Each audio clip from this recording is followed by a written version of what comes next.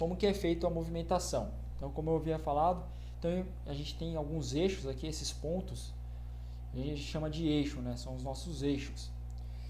Então a gente tem aqui, né, a polia motora, a polia movida. Só que nesse caso, pessoal, a gente está tendo duas polias movidas. Olha só que interessante aqui. Então o nosso motor ele está se concentrando aqui, é um exemplo, tá? Isso aqui é um exemplo de movimentação. Então o nosso motor está encontrando aqui no centro dessa polia motora. Então quando ele for fazer a movimentação aqui, ó, automaticamente o que vai acontecer? Ó, segue aqui o meu raciocínio aqui no mouse aqui, ó. Ele está passando aqui uma correia, então ele está movimentando essa polia maior aqui, certo? E aqui está gerando movimento. E aqui no meio, pessoal, está passando aqui, você pode ver, tem uma outra polia motora, mas aqui ela está passando por dentro dessa polia, ou seja, ela não está pegando a mesma intensidade desse primeiro exemplo aqui de polia motora. Então ela está pegando aqui. Então aqui a gente tem um exemplo de uma menor e uma maior, né? E aqui é a mesma coisa. Então aqui nesse caso, ó, a polia motora é a menor. Então ela aqui, ela está gerando mais movimento do que essa minha maior, né? Então por ela ter uma área menor, ela precisa girar mais vezes para isso aqui girar em algumas vezes, poucas vezes, né? Então digamos que aqui a gente precisa dar 2 voltas, aqui na maior ela vai dar uma. Aqui nesse caso também é uma bem menorzinha aqui e outra bem maior. Então digamos que um exemplo, a gente teria que dar aí 10 voltas para isso aqui, para essa maior aqui dar 2 voltas, né? Ou se a gente mudar a posição, então quanto essa maior aqui daria uma volta, aqui daria 5 voltas. Isso é um exemplo. Isso aqui eu passei para vocês aí em uma das aulas de robótica, eu passei até na lousa. Vocês têm essa matéria no caderno. Eu passei também alguns exercícios e expliquei também como é que faz os cálculos aí de uma forma aí mais simplificada. Mas aí, como vocês podem ver aqui na imagem, a gente tem o D1, né, que está como 60, N2. Isso daqui vocês, por enquanto, é uma coisa que eu vou estar explicando posteriormente, que é uma coisa aí mais complicada, e a gente está entrando e vai levar mais tempo para estar passando tudo isso para vocês. Então se eu passar uma coisa muito assim jogada, vocês não vão entender o que eu estou falando. Então eu vou passar uma coisa assim mais simplificada. Quando vocês veem essa letrinha aqui D maiúsculo, é o diâmetro da minha roldana, né? O que é o diâmetro? O diâmetro nada mais é que é o tamanho aí do círculo aí, ó. Você pode ver lá como se fosse o tamanho desse círculo aqui. Então tudo que é círculo a gente chama de diâmetro. Quando a gente vai medir linha reta e a gente faz a medição normalmente, mas quando a gente fala em diâmetro, no caso esse círculo aqui, né? Ou pode ser qualquer um desses círculos. Então a gente tem o D1, né? E tem o D2. Então normalmente é o D1 que é uma polia, o D2 é a polia maior. Normalmente o D1 é a polia menor e o D2 é a polia maior, né? Ou pode também estar alterando aí vice-versa. Mas isso normalmente a gente trabalha dessa forma. E aí aqui tem os números de volta lá. Então aqui o N é o número de volta. Então aí você faz o cálculo aí, que é um cálculo específico também para tipo de polia, que eu também vou estar passando isso para vocês. E aí você consegue descobrir também, no caso, quantas voltas a polia vai ter que dar e em quanto tempo, que entraria já em RPM, que a gente já vai chegar, já vou estar explicando como que funciona.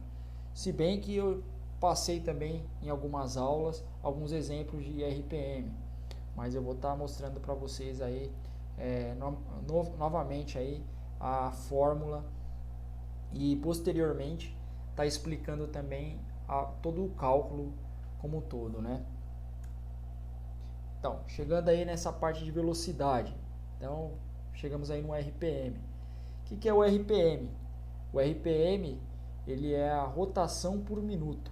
Então, quantas voltas vai dar ali em um determinado tempo? A gente fala que é no minuto, né? Por minuto. Então, o RPM, rotações por minuto, é a unidade de medida utilizada e corresponde ao número de ciclos do motor.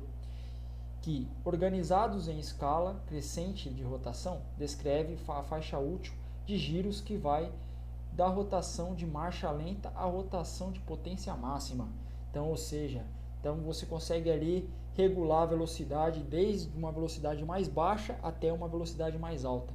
Isso você consegue através das modificações ali das polias, pessoal. Então, quando a gente lembra quando eu mostrei no slide anterior, então quando a gente tem uma polia menor, então ali ela vai dar mais voltas, né? Então, quanto dá um motor maior dá uma volta menor, o outro dá, enquanto por exemplo a polia maior ela dá ali em cerca de 10 voltas, uma polia menor pode dar em cerca de 1000 voltas, né? E aí vice-versa, dependendo da posição onde está a faixa do motor, onde está encaixado, né? O movimento motor e o movimento motriz, né? Que é o motor e a parte movida. E aí é utilizado essa fórmula aqui, né? Então a gente tem o N VC vezes 1000 dividido por π vezes o diâmetro. Aí agora vocês devem estar me perguntando, professor, eu não conheço nada, nunca vi essa fórmula na minha vida. Não, acho que vocês já viram sim, eu passei aí na aula, mas eu não expliquei exatamente como funciona. Mas eu já expliquei aí na aula, mostrei na lousa, inclusive acho que vocês também devem ter no caderno, quem anotou isso aí na lousa. O que é o VC? Vamos ver. O VC nada mais é que a nossa velocidade de corte, né? Então, quando eu falo velocidade de corte, que eu digo velocidade de corte, que eu estou supondo que a gente vai utilizar isso numa máquina que vai fazer algum tipo de corte. Então, a gente está usando uma velocidade. Então, o VC normalmente é a velocidade aí do nosso motor, né? Esse símbolo aqui, ó, muita gente não conhece. Esse símbolo aqui, ele significa π, é a letra π. A π, letra π, ele sempre vai ser igual a 3,14. Isso é padrão. π igual a 3,14. Então grava aí, π igual a 3,14. Então ele sempre vai ser padrão.